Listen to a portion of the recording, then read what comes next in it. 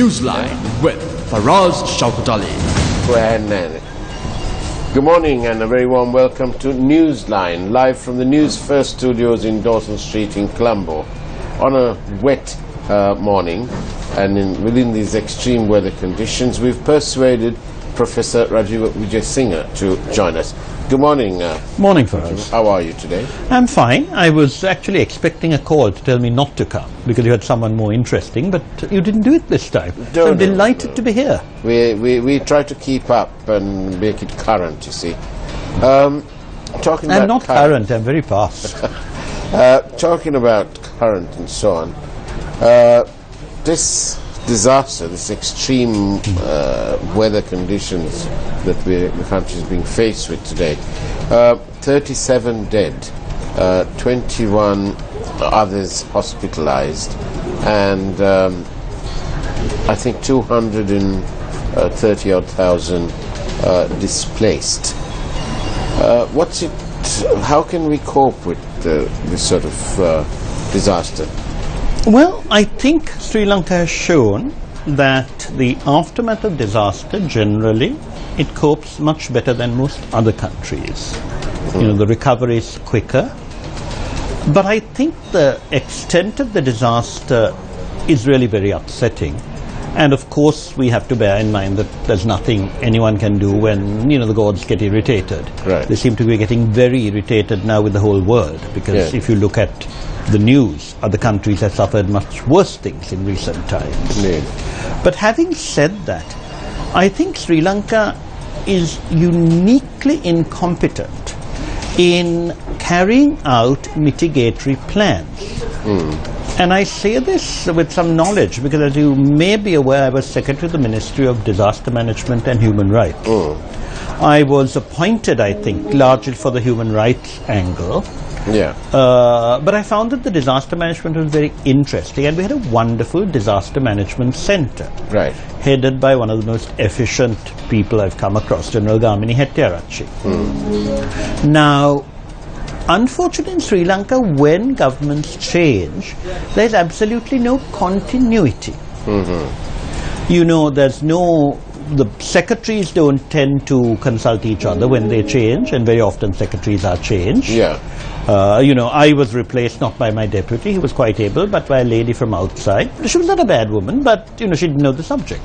And of course she fell out with Gamini because she and Gamini didn't get on.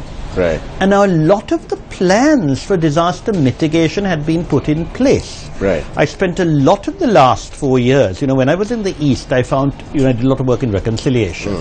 And there were two major problems that everyone was affected by. All districts had problems.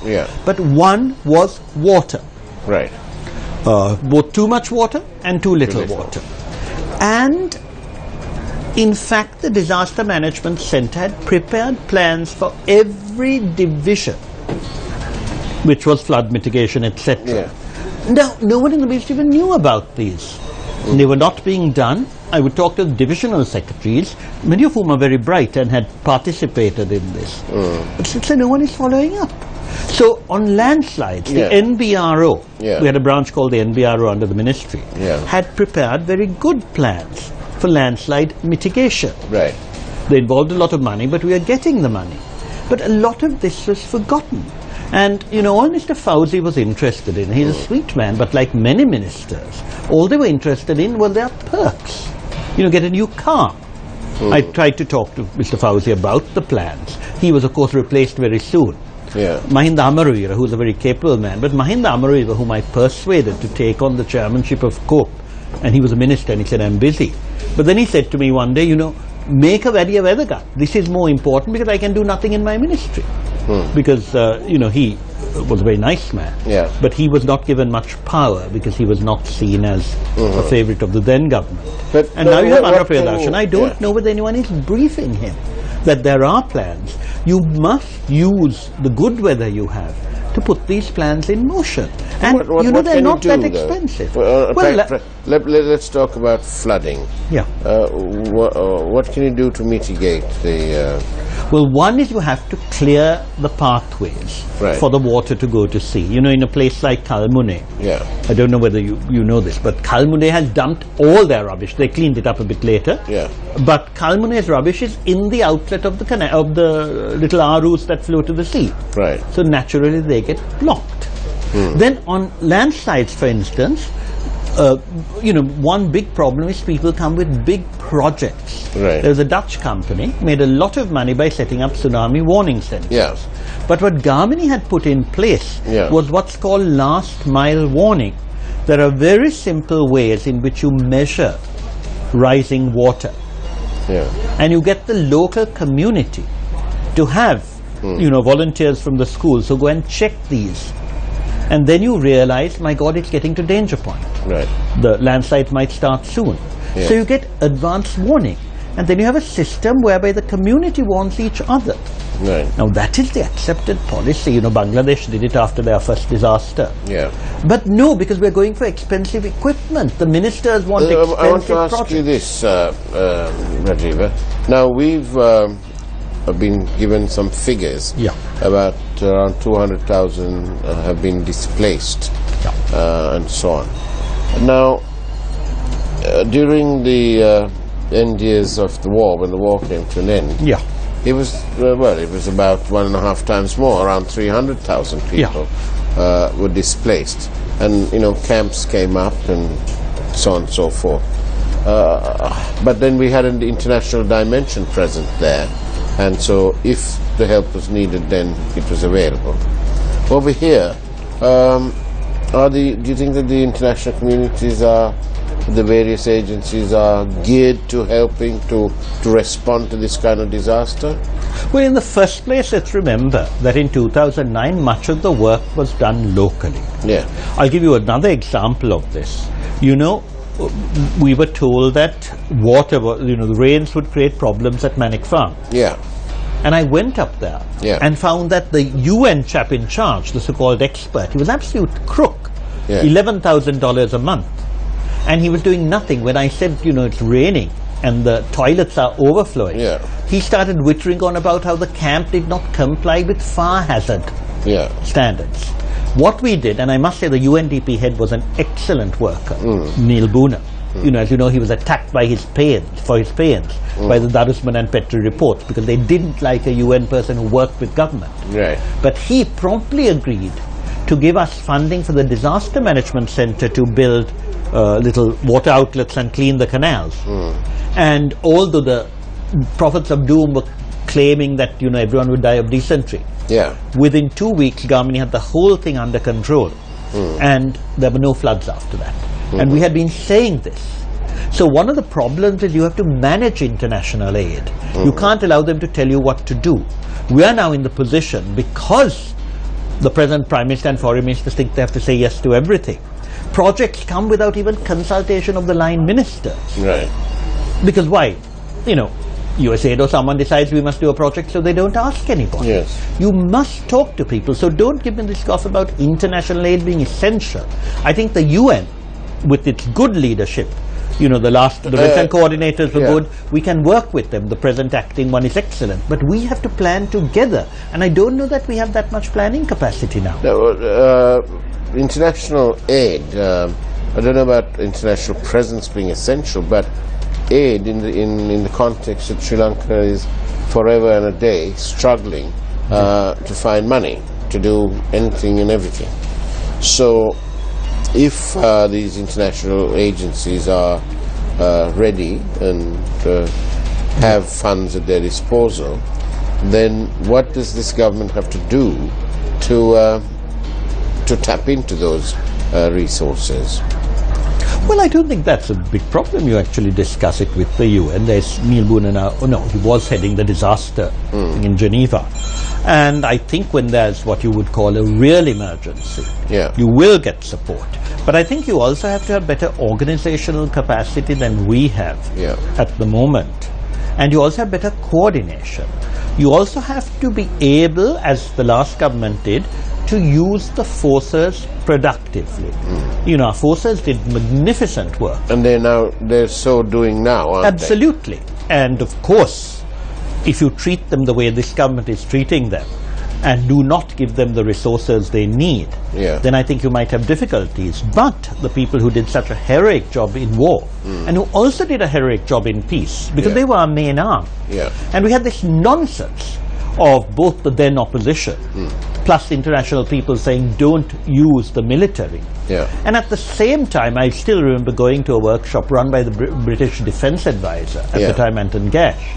And all over the world, people were using the military for emergency relief. It's natural. But because we had an utterly stupid opposition now in government, who followed the line that the Tiger sympathizers are propagating about militarization, you actually reduced a bit of their capacity. I hope this at least will be an object lesson to idiots like Mangala Samarir who have been attacking our military, to understand that you have to appreciate the strengths of these people. You don't allow too much military control. That was the mistake of the last government. But you have to use them within civilian leadership in order to mitigate disaster, because they are the best trained arm we have. Right. I don't know if you know about this, but we have a viewer who's saying that flooding in Colombo can be solved for good if the Hamilton pump house is refurbished and put to use. The flow of water then can be regulated both ways.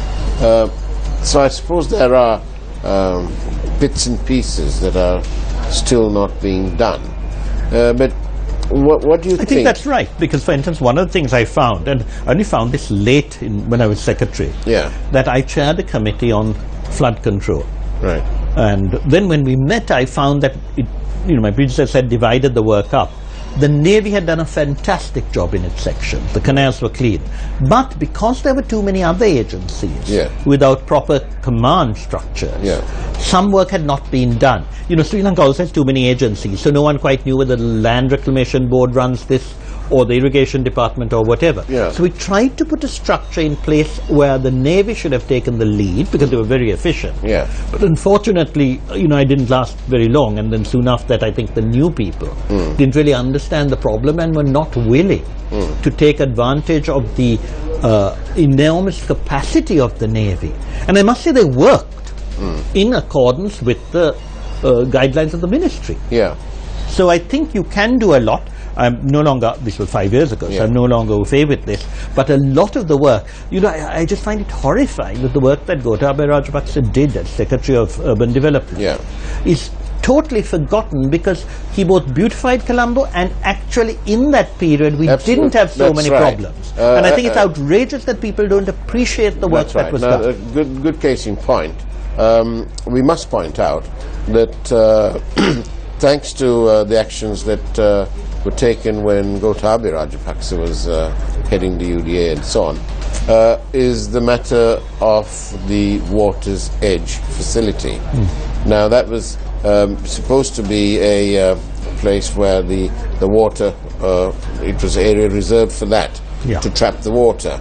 Now when they developed it as a golf course and so on, the water had nowhere else to go, and you found the area getting constantly flooded.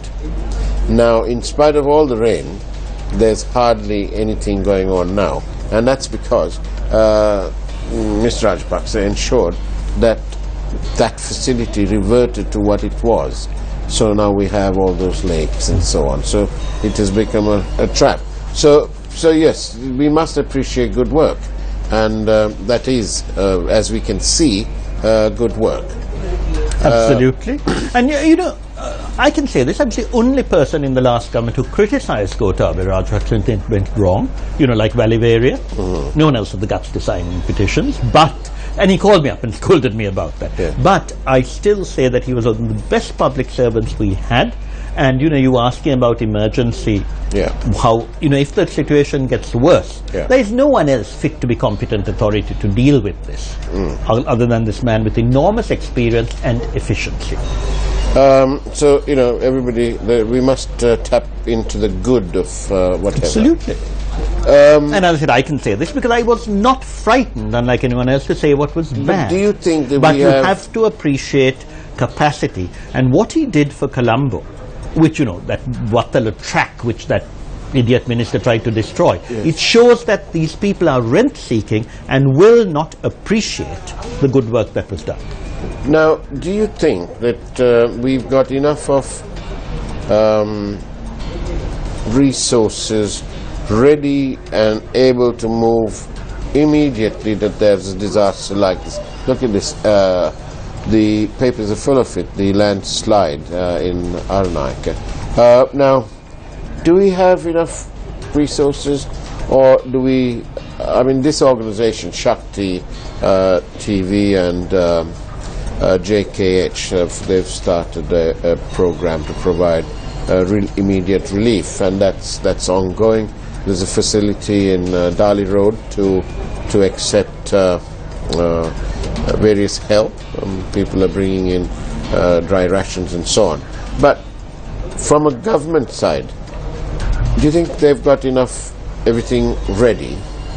Equipment? No, I mean, normally they never have anything ready, but the Disaster Management Centre did have emergency plans in place. Yeah. I think, Gamini's successor is not as good as Gamini, but he's still pretty good. He's also a retired general, General Mark, and he's an able man.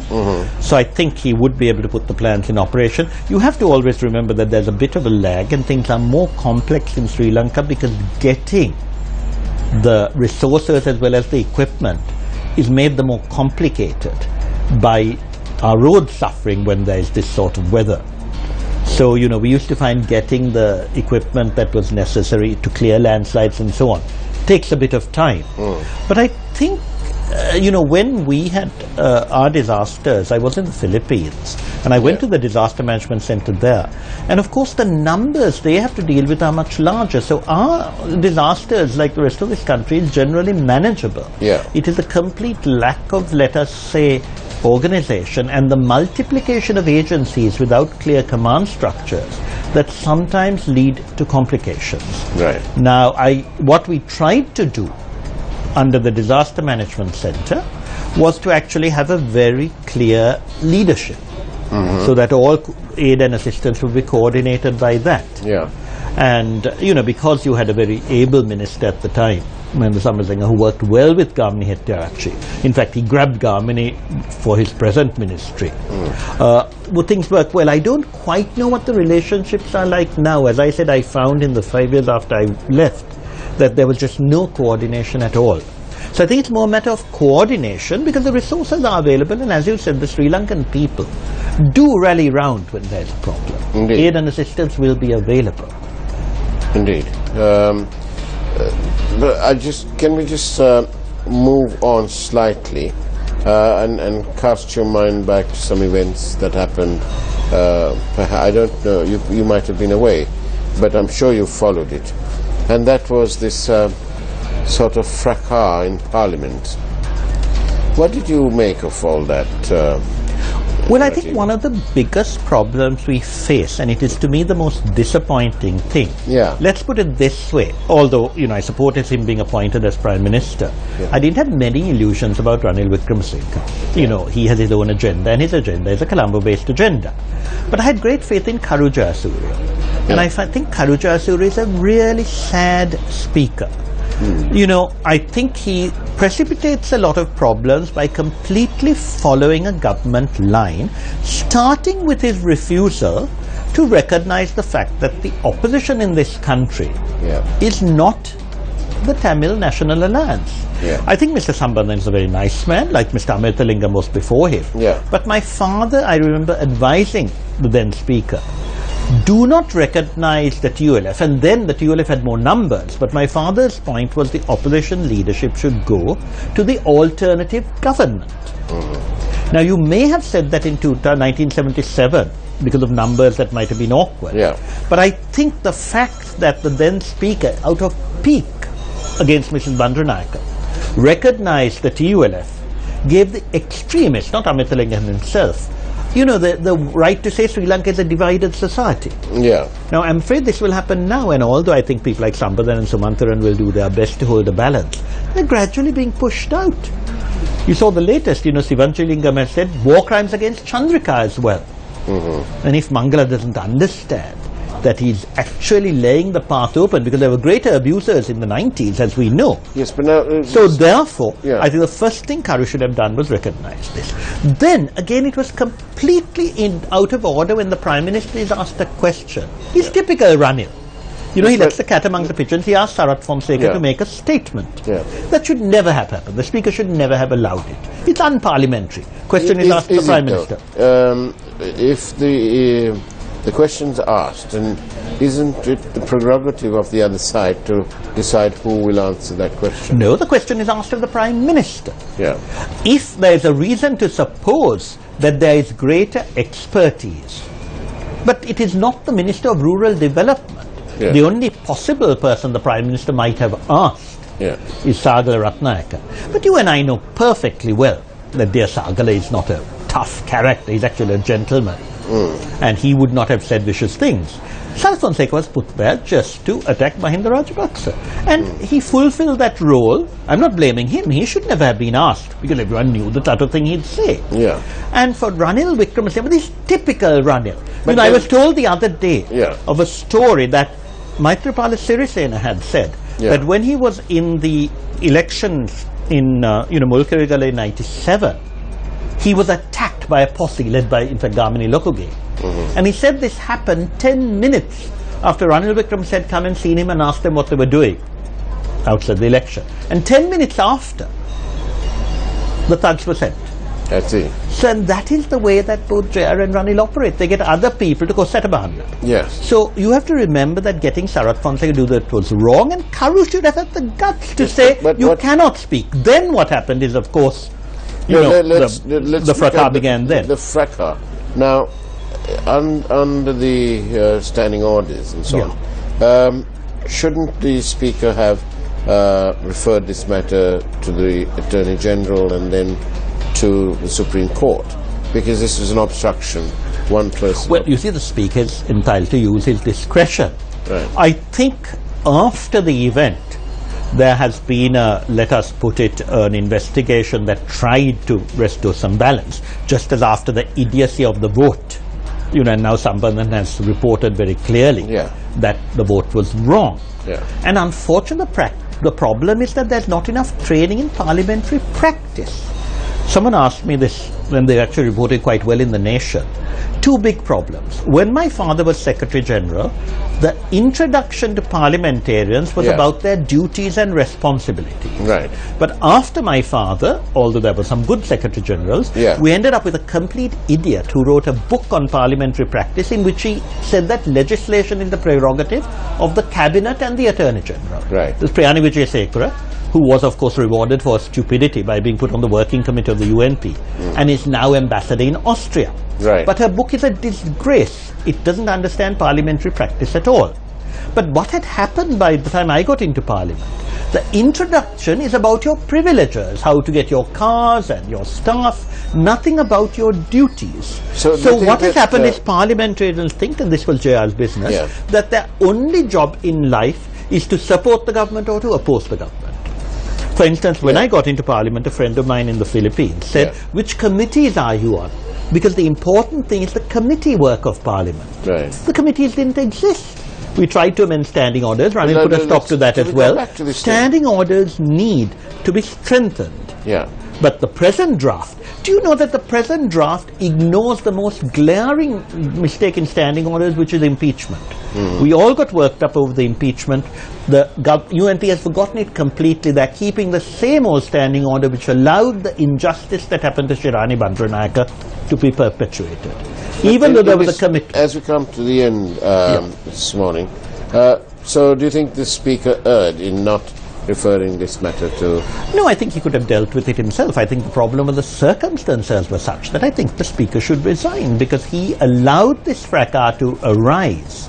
Dealing with the fracas afterwards, and I must say there's been a consensus, although I think, everyone agrees that Rapperuma started it, and the other chap hit back. I think punishing both of them is perhaps a bit precious. You have to go to the core of what happened. Indeed, it's the a bit thuggery. And the thuggery began, and there was a demonstration. It shouldn't have happened, but what prompted the demonstration to happen, but it was a peaceful demonstration. Violence began because of one individual on the government side. Now, I think if you look at the way Chamal Rajapaksa used to behave as Speaker, the then government people used to behave as badly. Yeah. But Chamal was universally respected. You know, I had my calls with him because he wasn't moving swiftly enough on reform. Yeah. But you will not find anybody on either side of the parliamentary well who claimed that Chamal was partisan. Right. And you now have a universal consensus, including amongst members of the UNP, saying Karu is finished. And I'm so sad because he was a man of such promise. He was a man who seemed committed to ideals, and he has turned into lobby fodder. Just like all parliamentarians think they're lobby fodder. It's very, very sad. Professor Rajiv Vijayasinghe, it's been lovely having you back on Newsline. Do pop by again. Pleasure if you don't gazump me. No, we shan't do that. Okay. Unless breaking events happen. In the meantime, thank you for watching Newsline. We wish you a very good day. Do be careful in those flooded areas. Take care and God bless.